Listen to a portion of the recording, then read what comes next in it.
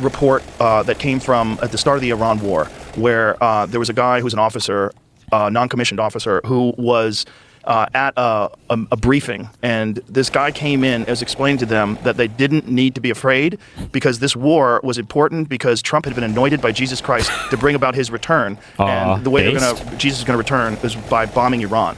That man that report. was J.D. Vance. There to me. This is the kind of right-wing thinking. So here it is. Military commander tells troops bombing Iran is part of God's divine plan. So we started getting calls in the hours of Saturday morning from people saying their commanders were just jubilant about this, trying to tell people, don't worry, it's all part of God's plan.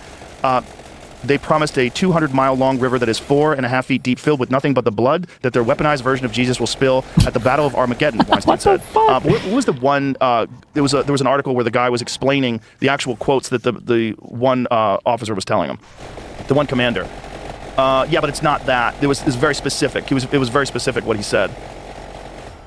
I mean, for what it's worth, my attitude on this stuff is, Listen, first of all, man. as a Christian, you sort of believe that everything is part of God's plan, even things that are ultimately very terrible. I mean, you kind of have to. Hold up, let me read the quote. He urged us to tell our troops that this was all part of God's divine plan, and he specifically referenced numerous citations out of the book of Revelations referring to Armageddon and the imminent return of Jesus Christ. Wait, there's an ultra maximum Trump had been overkill? anointed by Jesus to light the signal fire in Iran that caused Armageddon and mark his return to Earth. Okay.